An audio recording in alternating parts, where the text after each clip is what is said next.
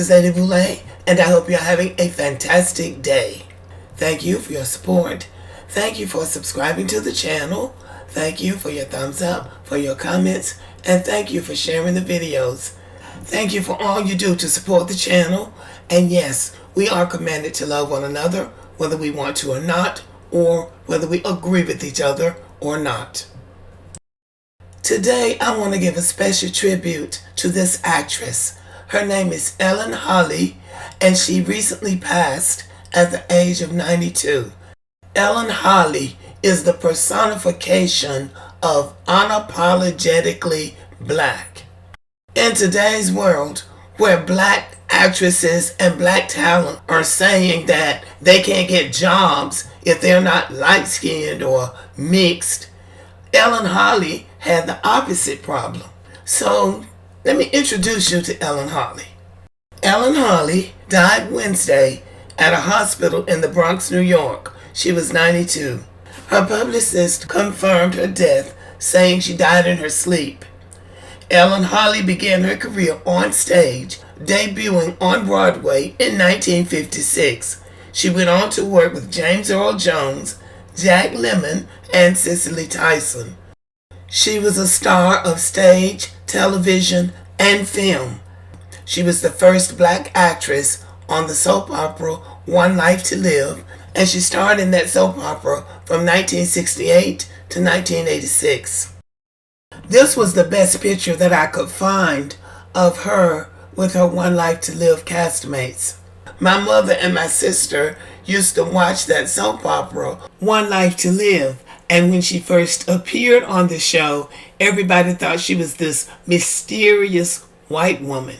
So at first, her identity wasn't really clear.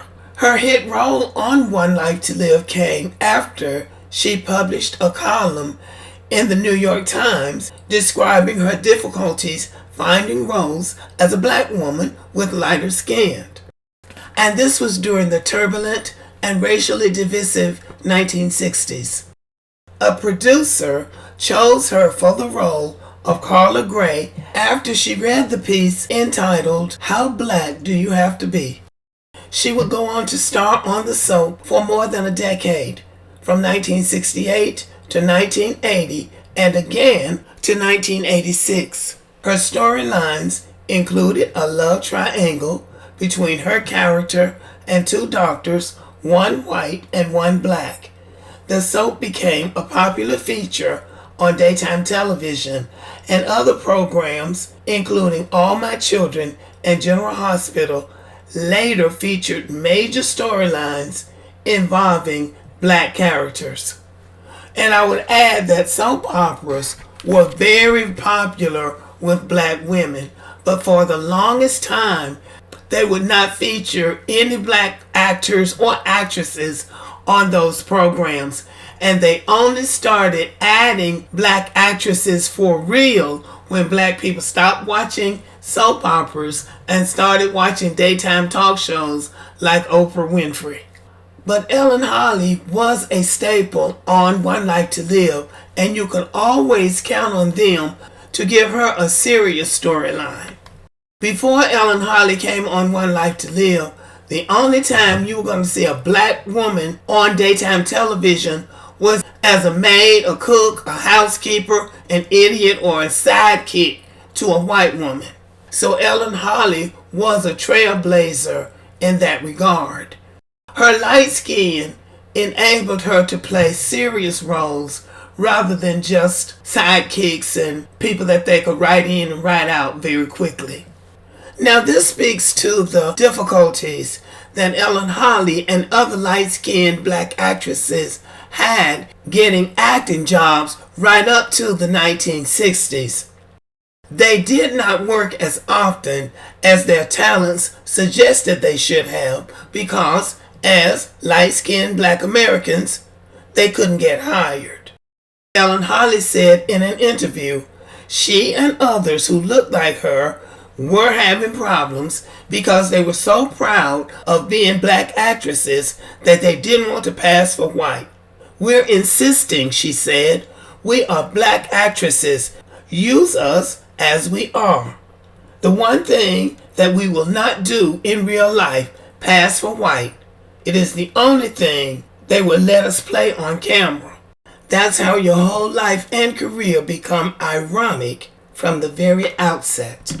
So that was the dilemma that Ellen Harley, Lena Horne, and probably Dorothy Dandridge to a certain extent suffered trying to get work in film and television, especially television.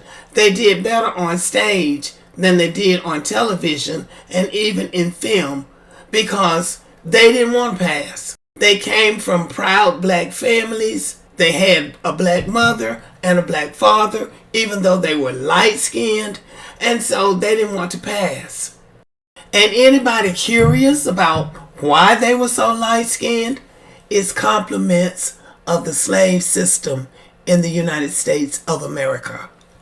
And the real irony of it is that they would give them jobs as long as they pretended to be white. So with them insisting on being cast as black actors, the producers and directors didn't know what to do with them. Because when you put them up against the white women, they are usually darker than the white women, but they still don't look like black people.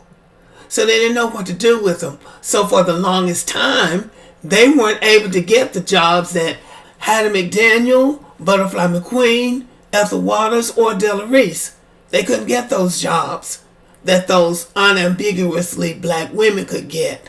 But also because they were so light-skinned, light, bright, damn near white, it's possible that those casting directors didn't want to cast them in those menial roles.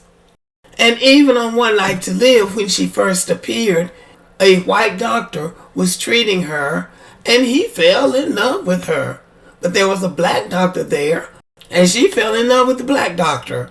Because everybody thought she was white and she kissed that black doctor, the viewers got mad and one station in Texas dropped the soap opera.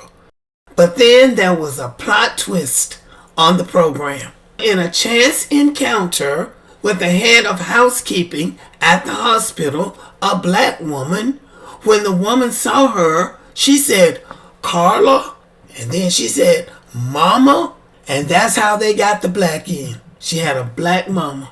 So then it came out that she was an actress and couldn't get work as a black actress, so she started passing for white. And that's how it got resolved. Another imitation of life. Art imitating life. And that's how she got her black in on that soap opera. Ellen Harley was a pioneering actress on American television. She opened the doors for other black actresses. But the reality is, like many black actresses, many black trailblazers, she was not treated fairly. She was not paid fairly. And even though her storyline boosted viewers, especially black viewers, they used her, like they do many black actresses, to boost the audience, get people watching the show, and then they push the black person to the side and elevate the white actresses again. So that is what they did with her. So eventually she just left and went on to other things. But she did what she did, and she did it well. Ellen Harley's pride in her blackness came from her family. She was from a prominent black family in New York City. Her biography is filled with the accomplishments of her family members. And it is from those accomplishments that she drew her pride and her self-confidence and self-respect. Ellen Harley never married or had children. She had a relationship with her One Life to Live co-star, Roger Hill, who is also known for his role as Cyrus in the film The Warriors. In her autobiography, she wrote about her romance with Harry Belafonte. Seems like a lot of black women had romances with Harry Belafonte, but he reportedly told Eartha Kitt, after laying up in a hotel room with her, "There ain't nothing you can do for me." And he went on and married an unaccomplished, untalented white woman. Ellen Holly attended the March on Washington in 1963 and wrote in her autobiography that she was just 10 people away from Dr. King. She contributed to Roses and Revolution, a 1975 album of spoken word and songs about the black struggle that also featured Aretha Franklin, Roberta Flack, Leslie Uggams, and Nancy Wilson. Ellen Holly was also a member of Delta Sigma Theta sorority. Survivors include her grandnieces Alexa and Ashley and their father Xavier, and her first cousins Wanda, Julie, Carolyn, and Clinton. Donations in her memory may be made to the St. Jude Children's Research Hospital. Ellen Holly was the epitome of beauty, class, and racial pride. She stood in her truth, unambiguously black. May she rest forever in peace. Thank you for listening. Subscribe to the channel, give me a thumbs up, leave a comment, share the video, and as always, have a great day.